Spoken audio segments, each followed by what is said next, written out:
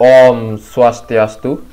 Perkenalkan, nama saya Eko Manggede Giovanni dengan NIM 2303020095. Baik, pada video kali ini saya akan mempresentasikan materi yang berjudul HKI, Hak Atas Kekayaan Intelektual. Dimulai dari yang pertama, apa itu HKI? Menurut WIPO, World Intellectual Property Organization, dan menurut Undang-Undang Nomor 7 Tahun 1994, hak kekayaan intelektual atau HKI merupakan hak yang timbul dari hasil kegiatan intelektual manusia yang memiliki nilai dan manfaat ekonomi. World Intellectual Property Organization atau WIPO, kekayaan intelektual mencakup kreasi pemikiran seperti invensi, karya sastra dan seni, simbol, nama, gambar dan desain yang digunakan dalam perdagangan, serta mencakup pula penemuan ilmiah, desain industri, merek dagang, dan perlindungan terhadap persaingan yang tidak sehat. Undang-Undang Nomor 7 Tahun 1994, HKI adalah hak yang berkaitan dengan kemampuan intelektual seseorang yang melekat sebagai hak asasi manusia atas kreativitasnya, baik dalam bidang teknologi, ilmu pengetahuan, serta seni maupun sastra. HKI memberikan perlindungan hukum terhadap karya yang dihasilkan, sehingga mendorong inovasi dan penghargaan terhadap hasil cipta manusia. Baik, selanjutnya ada jenis-jenis HKI. Yang pertama ada hak cipta, merupakan hak eksklusif yang diberikan kepada pencipta atas karya orisinil di bidang seni, sastra, dan ilmu pengetahuan, seperti buku, musik, film, lukisan, dan perangkat lunak komputer. Hak ini timbul secara otomatis setelah karya diciptakan dan tidak memerlukan pendaftaran, meskipun pendaftaran dapat memperkuat bukti kepemilikan. Selanjutnya ada paten.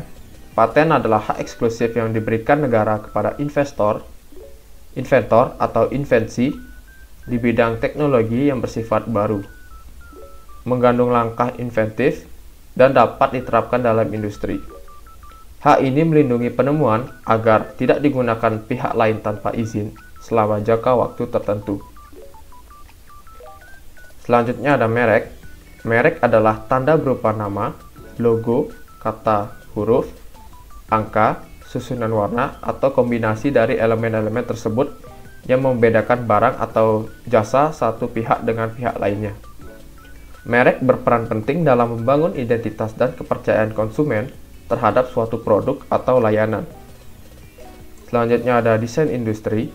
Desain industri memberikan perlindungan terhadap tampilan luar suatu produk, terutama pada aspek estetika seperti bentuk, garis, warna, atau kombinasi unsur tersebut. Contohnya adalah desain pada kemasan, alat elektronik, atau furniture yang memiliki keunikan visual. Selanjutnya ada indikasi geografis. Indikasi geografis merupakan tanda yang menunjukkan asal suatu barang dari wilayah geografis tertentu yang memiliki reputasi, kualitas, atau karakteristik khusus karena faktor lingkungan, alam, dan manusia. Contoh produk dengan indikasi geografis adalah kopi Gayo atau beras Cianjur. Selanjutnya ada rahasia dagang. Rahasia dagang melindungi informasi bisnis yang bersifat rahasia dan memiliki nilai ekonomi seperti resep, formula, metode, teknik, atau strategi bisnis yang tidak diketahui umum dan dijaga kerahasiaannya untuk memberikan keunggulan kompetitif. Yang terakhir ada desain tata letak sirkuit terpadu. Jenis HKI ini memberikan perlindungan hukum terhadap rancangan tata letak dari elemen-elemen sirkuit terpadu yang digunakan dalam produk elektronik. Desain tersebut harus orisinil dan memiliki fungsi dalam pengoperasian perangkat elektronik. Selanjutnya ada penjelasan lengkap tentang HKI. Dimulai dari yang pertama, urgensi perlindungan HKI di era digital. Perlindungan hak kekayaan intelektual di era digital semakin krusial seiring dengan perkembangan teknologi yang memudahkan distribusi dan penciplakan karya tanpa izin. Kemunculan kecerdasan buatan, blockchain, dan platform e-commerce telah menciptakan tantangan baru seperti maraknya pembajakan konten digital, penjualan barang palsu, dan plagiarisme produk. Direktorat Jenderal Kekayaan Intelektual atau DJKI menegaskan bahwa perlindungan HKI adalah fondasi ekonomi, kreatif, dan daya saing nasional, terutama di tengah revolusi industri 4.0. Tanpa perlindungan yang adaptif, inovasi dan kreativitas akan terhambat, serta kerugian ekonomi akibat pelanggaran HKI diperkirakan mencapai triliunan rupiah per tahunnya. Selanjutnya ada kasus pelanggaran HKI dalam e-commerce. Yang pertama itu ada penjualan barang dan barang bajakan dan palsu.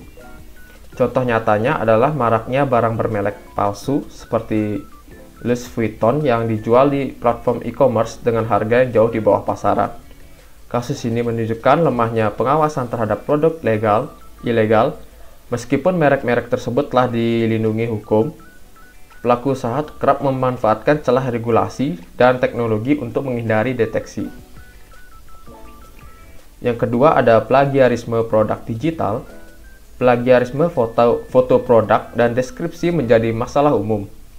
Misalnya, pebisnis daring menyalin foto dan konten untuk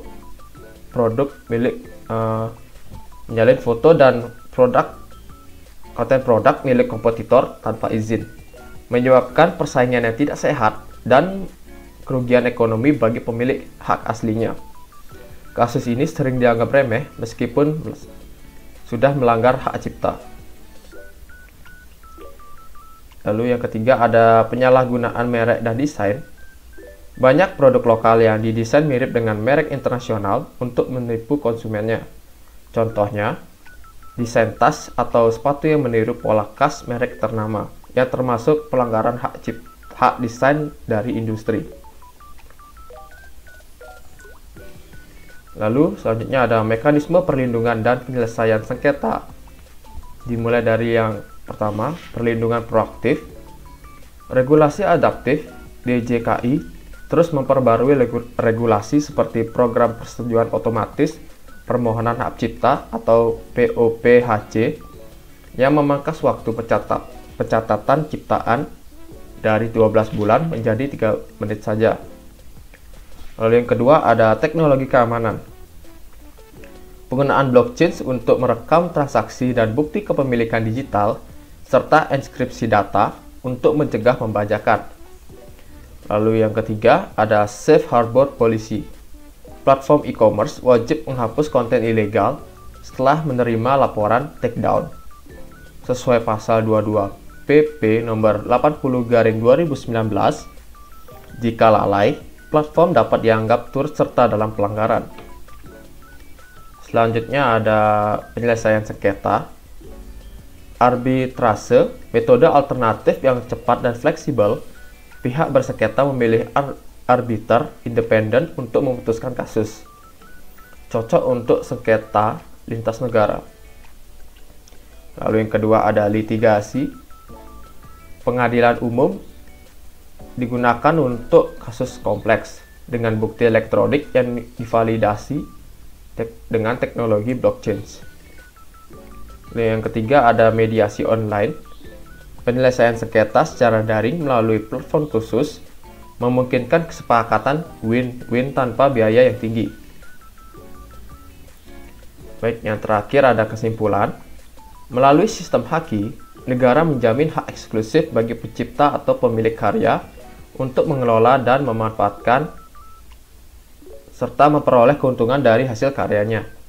Dengan menyeimbangkan hak pemilik dan kepentingan publik, HKI menjadi fondasi penting untuk menciptakan ekosistem berkelanjutan yang mendukung kemajuan ilmu pengetahuan, ekonomi kreatif, dan masyarakat berbasis pengetahuan. Oleh karena itu, pemahaman dan implementasi HKI yang baik sangat krusial bagi pembangunan yang inklusif dan berkelanjutan.